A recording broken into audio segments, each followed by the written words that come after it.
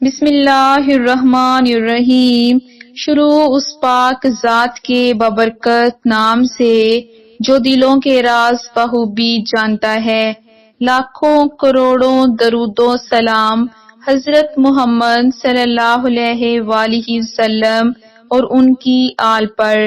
ایش voice کی جانب سے تمام سننے اور دیکھنے والوں کو دل کی گہرائیوں سے السلام علیکم۔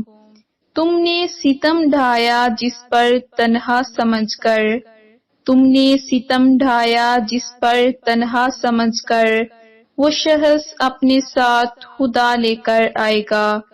وہ کہتے ہیں نا کہ جب ظلم زمین پر بیٹھ جاتا ہے تو وہ رب کعبہ انصاف کرنے والا ہے، پھر وہ ایسا انصاف کرتا ہے کہ دنیا حیران رہ جاتی ہے کہ آخر یہ زمین کیسے کھلی اور یہ بادشاہ اس میں کیسے دنس گیا۔ آئیے ایک ایسا ہی واقعہ آپ کی خدمت میں پیش کرتے ہیں۔ قوم بنی اسرائیل سے ایک بادشاہ تھا جو بہت بڑا ظالم تھا، طرح طرح کے ظلم ڈھاتا تھا۔ اس نے ایک مکان بنانا شروع کیا، ملازموں کو حکم دیا کہ حاملہ عورتوں سے اینٹ گاڑا ڈلواؤ اور جلد تیار کرواؤ۔ ناگہاں ایک عورت حاملہ کے دن پورے ہو چکے تھے، اس کو پکڑا۔ اس نے عذر کیا کہ مجھ کو ذرا مہلت دے دو کہ میں حمل سے فارغ ہو لوں، پھر میں تمہارے کام کروں گی۔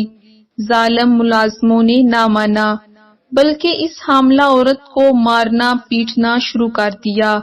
اس مصیبت زدہ کو دکھ اور درد سے اٹھنا بیٹھنا بھی دشوار ہو گیا تھا۔ سر پر بوجھ اٹھانے کا تو سوال ہی کیا پیدا ہوتا۔ آخرکار جب اس کی اپنی زندگی پہاڑ لگنے لگی، جان کنی کے اس عالم میں زندگی سے تنگ آ کر رب تعالیٰ کے حضور گڑ گڑانے لگی، آؤ بکا کرنے لگی کہ اے میرے مالک، تیری لونڈی اس مصیبت و آفت میں گرفتار ہے، اس حال میں ہے، سوائے تیرے کون اس کا غم گسار ہے؟ کون ہے جو اس کی فریاد رسی کرے، اس کا حال سنے؟ کیا تو اس حال سے خبردار نہیں ہے؟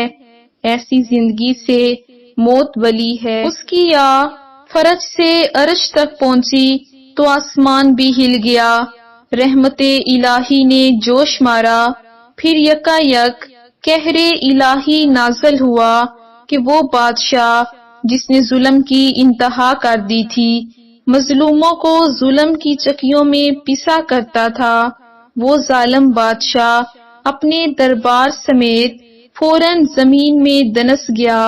اس لیے کہتے ہیں مظلوم کی یا عرش کو ہلا دیتی ہے، ظالموں کو عبرتناک انجام تک پہنچا دیتی ہے۔ امید ہے سامعین آج کی ویڈیو آپ کو پسند آئی ہوگی۔ پسند آئی ہو تو اسے لائک کیجئے، شیئر کیجئے اور ہمارے چینل کو سبسکرائب کرنا مت بھولیے گا۔ جزاک اللہ۔